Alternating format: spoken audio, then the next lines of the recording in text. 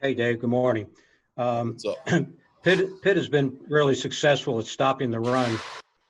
How important is it for your offense to, get the run going early and take some pressure off of Jeff? absolutely critical. They're really good against the run, uh, both from a personnel standpoint and schematically. They're always going to have an extra guy near the box. They're very aggressive in their run fits. The safeties are basically parked down low. I think they average 2.5 yards a carry.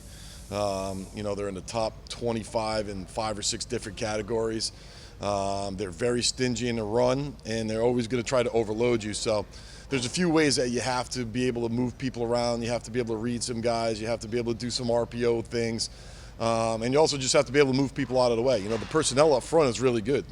The two defensive ends, probably the best pair of defensive ends that we've faced the whole year. So they try to get you off track. They'll run blitz you. They're not afraid to play man.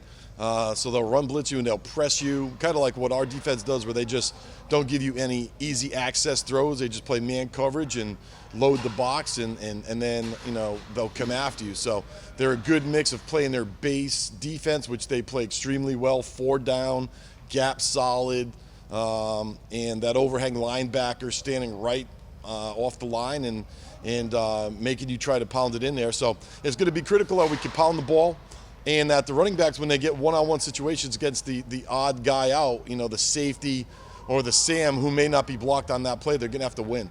And the explosive plays, which there aren't a lot of them, I think there was only 12 or 14 explosive runs on the whole reel this week, was basically they made the last guy miss and somebody broke one off and went for a big chunk. So it's going to have to be a patient game also. You're going to have to take your 3 and 4 yard gains and, your 2-yard gain to kind of set some things up and pound the ball, because they want you to try to get into just a sling it around fest. And that's not necessarily, the best thing for us overall. So it's always, as always, it's got to be a really good mix of what we do. And there's a really good challenge up front for these guys defensively.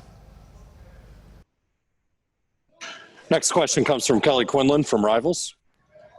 Dave, you guys are getting a little thin at receiver with guys getting knocked out, especially some of the freshmen. And does that make you look more at some of the two-back stuff with Jordan and Jameer and Dante and whoever? You have a lot of different backs there. Does that make you kind of maybe experiment back with that and some of the flex ideas you guys used in the past?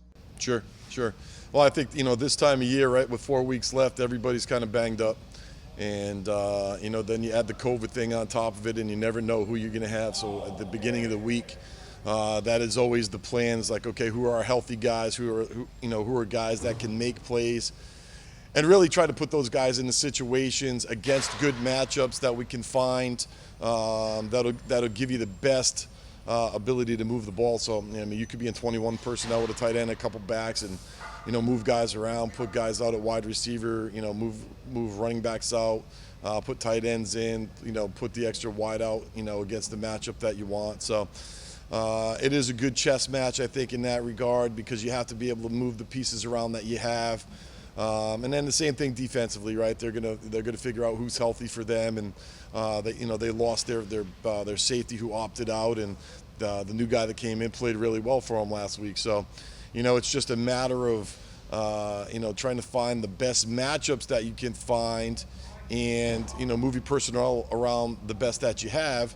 And then hopefully that, your guys, the good thing for us was that we had a couple weeks to kind of heal up a little bit and, get some of the, the nicks off of people and get guys back practicing, which we've started rolling all of those guys back into practice today. So we feel good about where we are with the mix of guys. But, yeah, I think you're going to have to be creative with a lot of the personnel packages that you have moving down these last 4 weeks.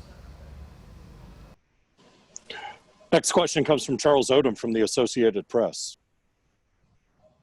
Pat Marducci commented yesterday on the progress he can see on film of Jeff Sims, and he talked about in terms of reading coverages and looking off 1, 2, and 3. And what can you say about Sims' progress, and can you also comment on his ability to withstand a very tough grind the last 3 weeks?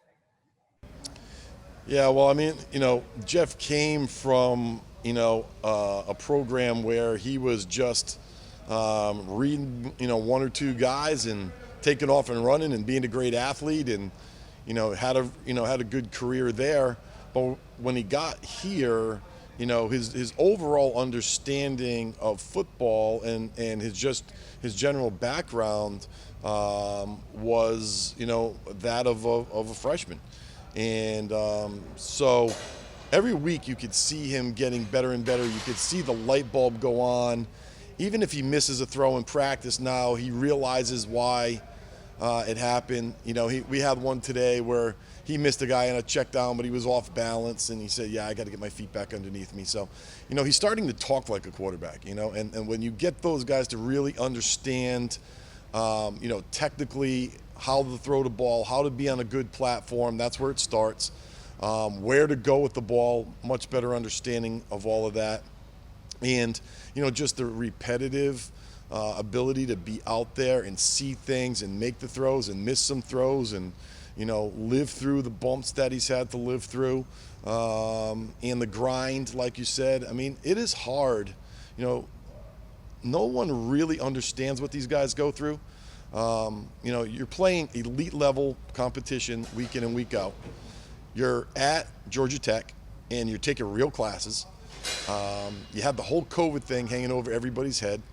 And then you're a freshman Q trying to navigate your way through a very challenging ACC schedule. And that's not an easy thing. It's not an easy thing for any of these guys, So his maturity and his development has been great, and sometimes you're going to say, oh man, what, why would he throw the ball there? What about, you can't, how do you read that? Or, why would you throw it there? And it's just a continual process of getting as many reps as you can underneath your belt when you're a young Q. We've all gone through it.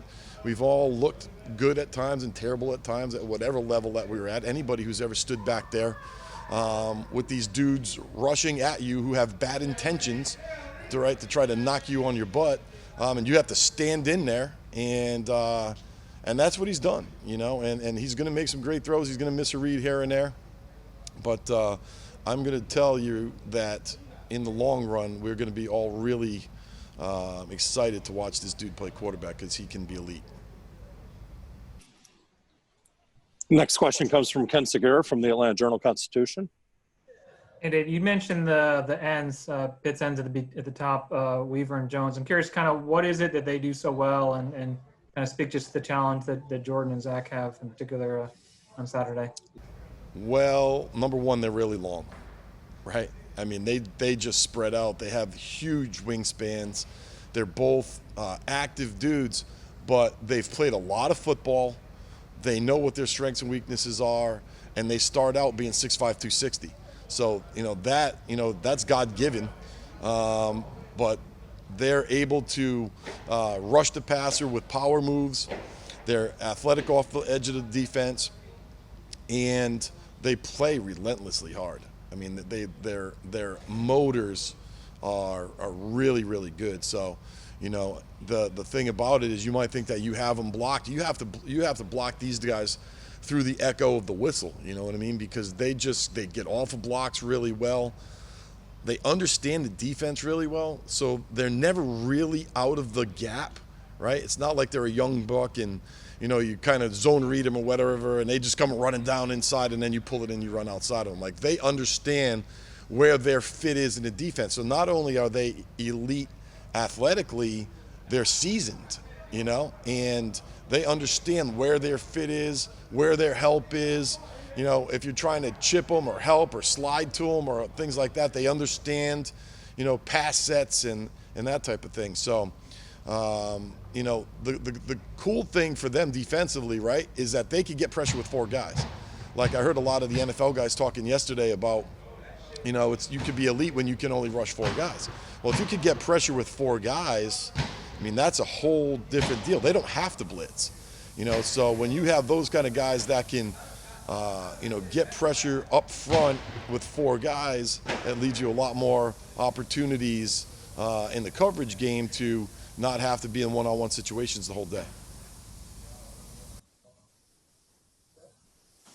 Time for a few more for Coach Patenaude. We'll start with one from Rod McKenzie from 247 Sports. Hey, Dave. Nate McCullum has started to get some reps now. How is he doing with his route running and understanding defenses? Much better than he was. You know, he was just a young guy running around and making plays early in the season, even in preseason. I mean, he's so fast and he's so electric and so explosive. He would just kind of shake somebody and just run by him, and we'd throw it to him and he'd make a great play. You know, he had to play 35 or 36 snaps last week, against Notre Dame. He played well. He had one minus the whole day. No mental bust, so he knows where he's going. I think his confidence has grown tremendously from that, and he's explosive now. I mean, he's 4.4 fast, he's strong, he's tough, and he's super competitive. So we're going to have a really good group of slots, and he just keeps coming, and I think he is a good matchup, for us. And he's going to be one-on-one with the safety the whole day. That'll be a good matchup on both sides to see what we could get done there. Okay, we've got two more in queue for Coach Patenaude. We'll start with one from Kelly Quinlan, then we'll wrap up with one from Ken Segura. Go ahead, Kelly.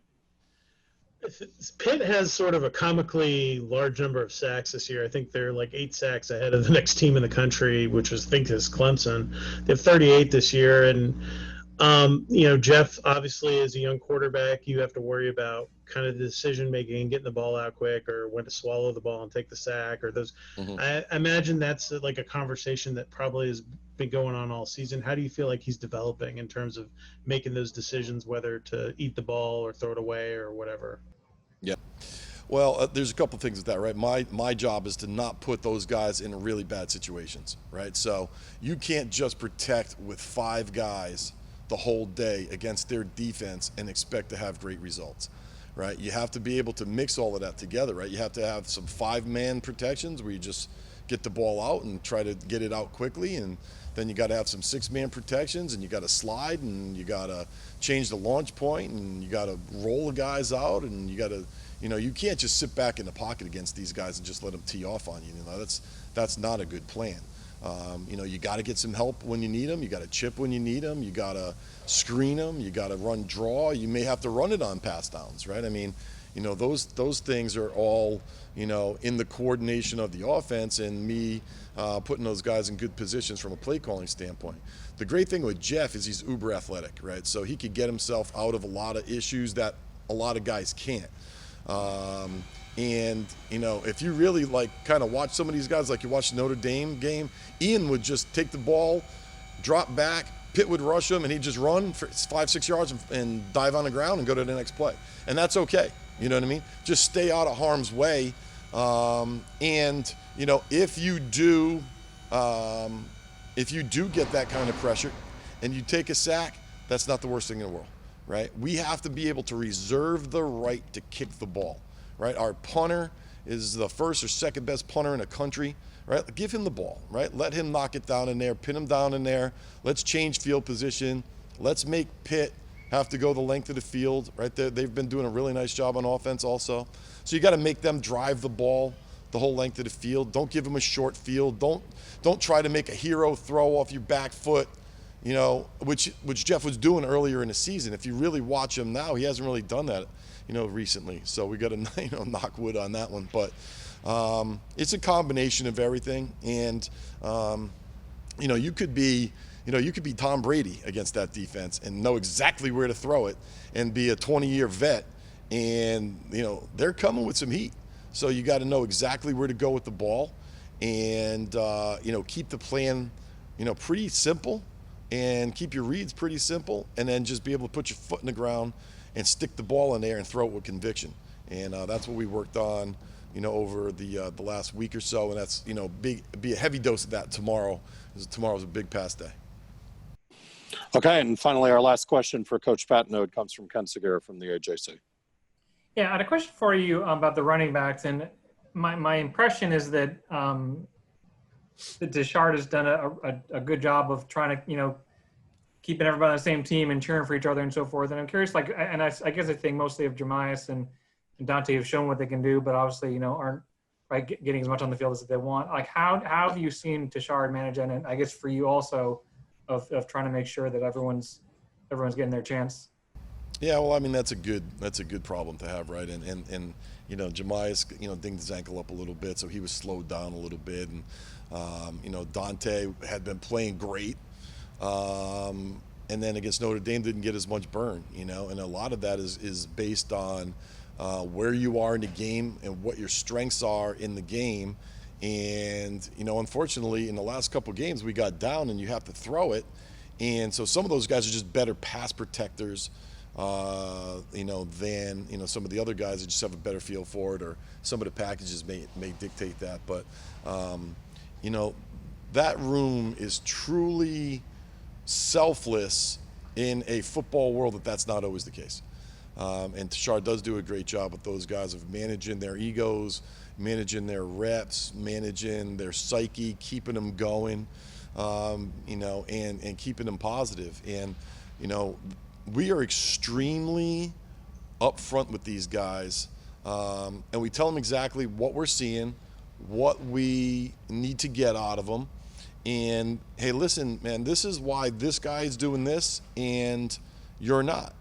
And when you do these things better, then you'll have an opportunity to get more burn. But the bottom line is you got to beat these guys out, right? So if you want more carries, you got to be great in practice. You know what I mean? You have to show that, you know, when you get put in the game and you're creating confidence in the coaches, that you're going to have the opportunity to get out there and get some burn. And like you say, that is a good deal.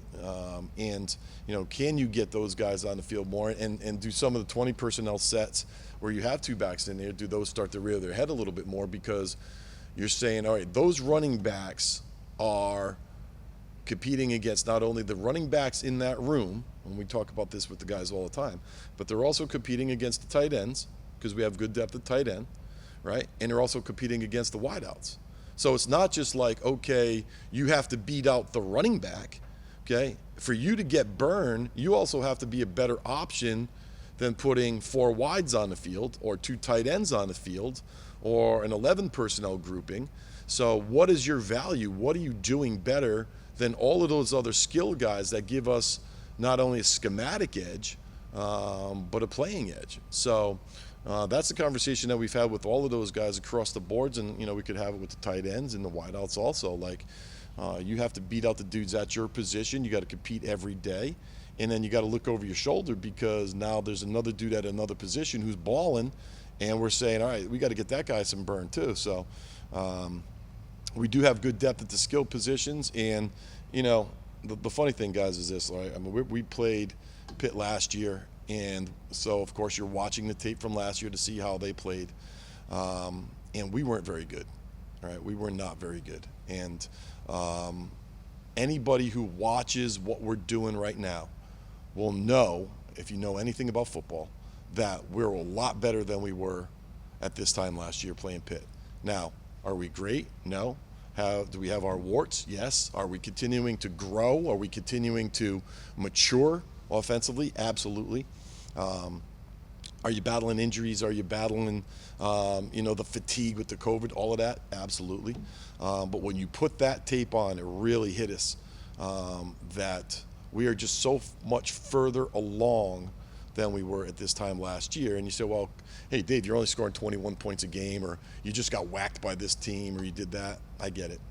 You know, the frustration is in that we want to be so much better so fast that the process hasn't been able to catch up to you, and it gets boring and tedious to talk about the process, but it's the facts, okay? From where we started to where we are right now, we're way better, and we got to be able to mix all of those guys in to continue to give ourselves the best opportunity against a top 10 defense this weekend to put ourselves in the best position that we can to get it done.